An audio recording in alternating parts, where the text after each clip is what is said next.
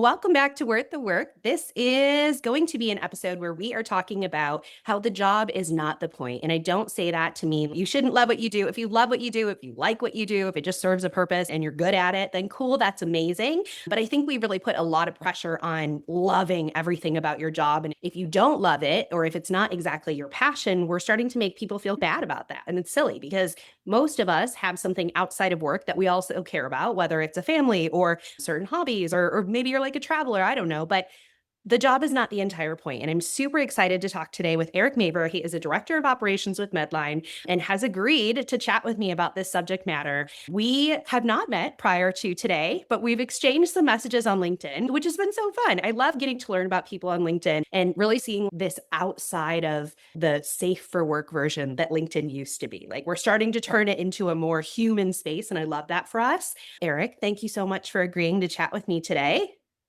Of course. Thanks for having me, Courtney. Love it. Okay, so we're just going to kind of dive into it. Tell me a little bit about your work, what you do, what a day in the life looks like for you. Sure. Yeah, so for the last 5 years, I've held the Director of Operations title at Medline Industries, and that's specific to the distribution center. So a day in the life can certainly range pretty significantly from anywhere between 8 to 12 hours a day, 5 days a week. Created some flexibility, such as today, going in at 4 p.m. to work with our afternoon and night teams, going early, but really just ensuring, as far as the work goes, everything's flowing smoothly from the customer's perspective, from our team's perspective. Achieving the expectations or exceeding them, certainly important there. Outside of work, usually try to either have breakfast or dinner with my family. I've got 3 boys and a wife celebrating 13 years this past June. Awesome. So they certainly keep me busy too. Yeah, yes, they do, right? And so you can certainly see that work is important and hopefully you enjoy what you do. Based on what I've seen, it seems like you enjoy what you do, but you obviously have a bigger purpose outside of work. And so you are the perfect person to be chatting about this stuff with. We previously talked a little bit about your work, and you mentioned that you have grown as a leader and used to manage a smaller team, and now you have an indirect set of reports that are really large, right? So what would you say about your leadership style? Like, how did the way that you led with the smaller group versus now it's a larger group, have you seen some shifts in that and the way that you handle it? Certainly, and a lot of trial and error along the last 15 years. Just real briefly, started in a warehouse BMX distribution because my entire life up to that point was largely focused around BMX. Cool. And halfway through there, just a light bulb moment popped where I can make a much bigger career within distribution and put more effort into kind of becoming an expert in that field. And joined Medline about 11 years ago as a supervisor, overseeing 20 direct reports in a specific function, manager over the site with about 70. Moving to Michigan 5 years ago, we started all in with transportation at about 160, and right now we're north of 300. Wow. So, yeah, certainly how I lead and how I've managed has changed and evolved over the years. And I certainly try to be a human first and foremost and connect with the team, whether that's the leadership team, the hourly indirect reports, really all walks of life as far as that goes. But yeah, a lot of what I do outside of work helps inside the workplace too. And it's the point of the podcast. I thoroughly enjoy what I do and I have loved doing it. I wouldn't still be doing it 15 years later if I didn't. But certainly there's a lot more to me than just what the job entails. So it's somewhat of a means to an end. And I think kind of the point is that's pretty universal. There are some folks in industries or titles that do pour their full identity into that, which if it works for them, that's great. I think understanding that helps you be more empathetic, more patient, more understanding. And if you can figure out what makes individuals tick, you can usually pull more out of them than they otherwise might be capable of. 1,000,000%. Could not agree more from the HR space. I think it's so important that you hit so many key points, right? Be a human first and foremost. That is the most important thing. You might be their leader, but you're still a human being, and appreciating those things that make them tick because they're not all going to be the same person. The way that you lead them is going to have to differ, and the most successful leaders do acknowledge that. So that is awesome. I've seen in some of your writing on LinkedIn that it seems like you show up really creatively. Like, I saw a post recently where you were grilling for your team. I think it's safe to say that most leaders don't do that. So where did that instinct come from for you? Have you always been that guy? Have you evolved into that guy? What does it look like? I'd say certainly always been an outside the box thinker, pretty open-minded and curious and adventurous in general. Post high school, I've really cared far less what others think of me and more introspective in how I feel about myself. Getting away from social media throughout my whole 20s, I think helped in that regard. But yeah, certainly grown. Obviously, building confidence and trust with my leadership, whether that was as a supervisor manager, being entrusted to have kind of autonomy and flexibility from that regard. Yeah. And then as a site leader, my direct boss isn't based in my site, he's regional. But yeah, the company in general certainly puts a huge emphasis on our team and our people. So I certainly lean into that as much as possible. And yeah, so whether it's grilling or joking around, or we can do different celebrations or parties or get creative and unique there. And it just over the years, you see people having fun with that, right? There's a lot going on in the world and in most people's lives. So if you can make it more enjoyable the time they're inside the workplace, and if they can ignore or shut everything else out, I think there's some value there. But yeah, certainly evolved once more flexibility and autonomy came my way. Cool. I love that. That's awesome.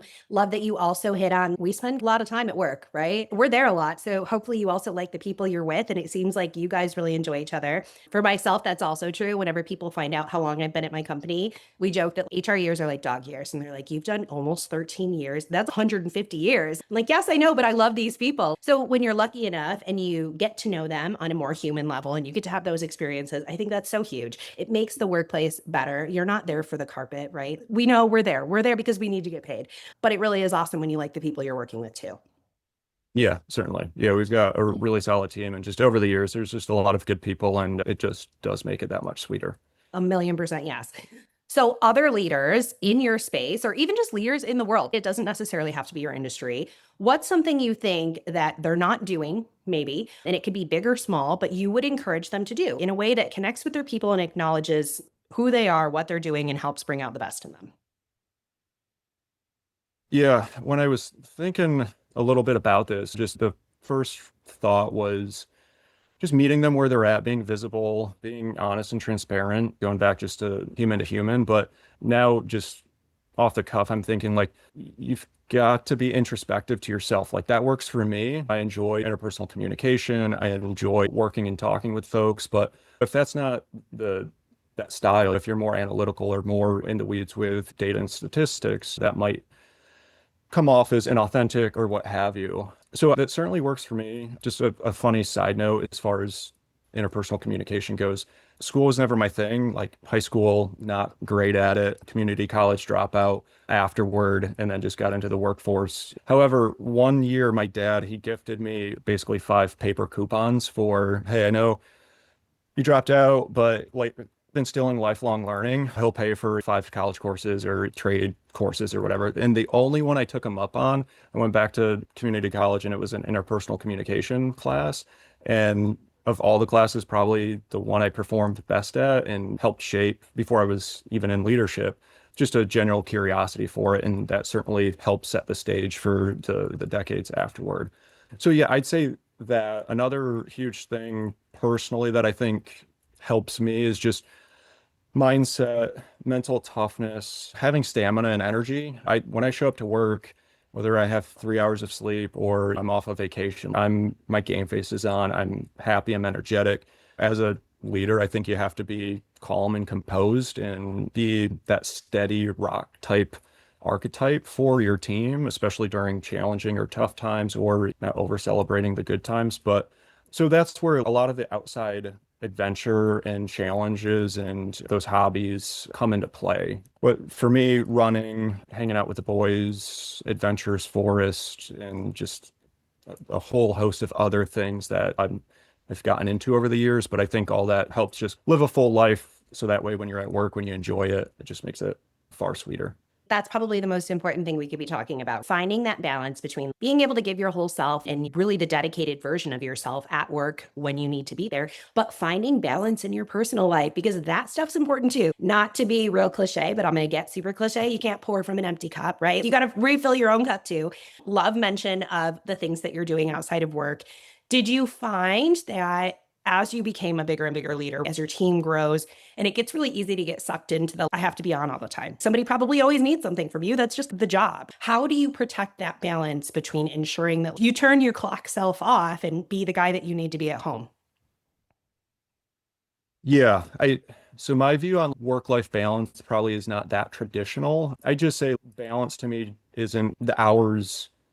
It's not just equated to hours, right? You can have more hours but be checked out or disengaged. You could have far fewer hours but be far more intentional. And then over the years, there's easier times and more challenging times and that sort of thing. I certainly protect as much as I can. When I'm at home, I also, part of it is a challenge to me too. I'll lean into it. So for instance, Friday night, 10 p.m., I get a call about a work customer issue and logged in, called someone at the hospital, and we connected and figured it out at 10:30 at night on a Friday. And there's just being 24 hours, you can always be on. But just some things I've done over the years, like a big fan of Cal Newport, his books, Digital Minimalism, World Without Email, Deep Work, etc., and his podcast. That certainly helped me feel less guilty about not being available 24/7, whether it's Teams or Slack or email. So I don't have my notifications on for email. Teams is, but it's pretty few and far between, which is helpful. But I've gone as far as pull an email off my work phone for 30 days. Nothing broke, just logged into the computer once or twice here and there. So I don't mind being on off hours. It's just a fun challenge in its own right. But then whether it's a vacation, I used to have my laptop with me and log in daily, and I've cut that back a couple years ago from guidance from our upper leadership and just personal beliefs there. Awesome. I love that they encourage that for you. And that's so Yeah, huge because if you're not receiving that support from the top tier, you almost feel a little pressure to have it. So that's incredible. If I could recommend that to any C-suite anybody, that's the move. certainly. Yeah, so it's really when I'm off, I try to be off. I don't lose sleep when I have to turn it on. And yeah, I don't, if my boys and I are getting in the forest or we're going to the lake or we've got a weekend trip or what have, just really try to be present and engage as much as I can there and when it's work and some outside of that too. I think I'm in a similar space. Although I'll be honest with you, I talk a real big game about having balance and I believe it. I believe it for everybody else. Truly. I'm like, don't you dare log in. You're on vacation. Be with your family. I can handle just throw it at me. I'll deal with it. But then I'm really bad at doing it for myself. And I would guess that there's probably lots of leaders who feel that very similar pull. I'm lucky because I also have 3 kids, and sometimes that sort of forces the issue, right? Because they're only going to be with me for so long. But finding that balance, and really, you seem like you're awesome about it. What type of advice would you give to someone, like anybody who's listening and feeling like their job is their whole point, their job is their whole identity? Maybe they're rising in leadership and it gets really time pressed, somebody who's unintentionally let work become the whole thing about their life. What do you want them to hear? If that's what makes them tick and that's where they're happiest with, phenomenal and great. And I think there's countless individuals in that space. So if it works, right? I think we're talking to a larger population that might fall into that. I'd say there's probably seasons of your career where you do have to lean into it and make those short-term sacrifices to get to where you need to go. That's how I view my trajectory, at least. I still obviously put forth a ton of effort, but I'm far more cognizant and intentional with kind of just a bit more balanced life in general nowadays. So I think there's seasons of life where that's okay. As far as what's worked for me, both work and personally, like removing as many distractions as possible, whether it's apps, notifications, that sort of thing. So that way, if you are home or you're at work, you can be more focused on what you should be focused on. Because I think there's a lot of wasted time just due to that, where what you could get done in an 8 hour span might take 10 or 12 or what have you. Removing distractions. I think journaling for me also certainly helps. Like, where do I want to go? Looking internally is going to be super helpful. If you're pouring too much into your job as your identity, what other hats are you wearing? For me, father, husband, weekend athlete, and leader. Really remove the distractions, look internal, figure out where you're at, what you want to do, and kind of make a plan from there. So much of what you've said really relies on just like being flexible. And that probably is the most important takeaway. If you're focusing so hard on it has to be this, and I have to have work-life balance, or I have to have these particular buckets filled, you're setting yourself up to fail because like life is too to ongoing. There's always going to be something crazy. We were talking this morning when we got on this call, and I said, my God, this is the day where like everything that could go wrong has gone wrong today. That's where we're at. That's okay. But we're just making this work. And I think probably the reason and the people that are the happiest and the most successful in this finding yourself outside of just your work identity are the people who are willing to be introspective and flexible and just take it as it is. There is not one size fits all. God knows that in every facet of life. So I love that. That's awesome. Really great advice. Last question for you. What do you hope that the people on your team feel about their jobs when they're on the floor, when they're home, whether they're deciding if they want to stay in the organization and grow? Like for you as a leader, what do you want them to be taking away? Just a motto I've lived with: life's tough and it's not getting any easier. And so I think just it's all relative. My difficulties are going to be different than everybody else on the team, for better or worse. So I do think like I enjoy going into work. Yeah, I've had times you have a pit in the stomach, there's stress, anxiety, or what have you. So I think if you're in that kind of mindset before you even get in, that's a rough place to be. So certainly want it to be as enjoyable and as positive an experience it can be. With me, at least, it's distribution for healthcare. And so we're the front lines to the front line. So we certainly put a lot of pride in, you can build some self-esteem just from the impact you're making at the community with hospitals, with nursing homes, et cetera. So I think that's a nice lever we're able to pull on, and the team really can get behind that. So I'd say I want them to be as content as possible. If they're able to learn and grow and develop, like that's icing on the cake. Just a sense of pride in what they do, and just enjoy being there, and until it doesn't serve them. I'm a huge fan of people winning and being successful and chasing their dreams or ambitions. And so when you see folks go to nursing school or get this degree or this certificate or do this, I want to be their biggest cheerleader. And if it's internal, that's even better. But really just I think leaders in general, if you care about your people, that resonates with them, it's honest, it's authentic, and you're going to get the most out of them and help them succeed, which in turn helps you as a leader succeed. Love that and totally echo those sentiments. Find what works for you in your life and what's going to be most exciting for you. That is the most important thing. Is there anything else you were to cover in this subject matter, in this like the work isn't the whole thing? Because, okay, here's the one thing that I always feel like I want to put a little emphasis on. We're really aware of saying things like working parents, right? Working parents have all these other things, but not everybody wants to be a parent and not everybody is married. So I love that you brought in people have hobbies, people have things that matter to them, no matter if it's people or something that just engages them. There's still other things outside of work that make you who you are, regardless of what your additional titles are. Yeah, no real closing, but just on that, right? Yeah, to me, a huge turning point was having kids and building a family and wanting to improve myself and provide and have as good a life as we can. So that's a huge driver. But I think if folks aren't in that, and I also laugh, like, who am I to give advice? Getting into different hobbies, whether it's fitness or crafts or music or open mic nights or trivia nights or just some human to human connection, I think is super important. And that's, to me, being on site throughout all of COVID and just my entire career, I get a lot of value and happiness from just being around other people and talking. And so I think certainly folks will always benefit from having more human to human connection, whether it's in the workplace or outside of work. And I think that's something that anybody can do, whether you have a family or not. Totally. Awesome. Eric, thank you so much. Your info, your insights, so perfect for this. And I am so grateful that you were willing to give me some of your time today and worked with me in my technological snafus. That's never happened before. So I'm so serious when I say today is the day.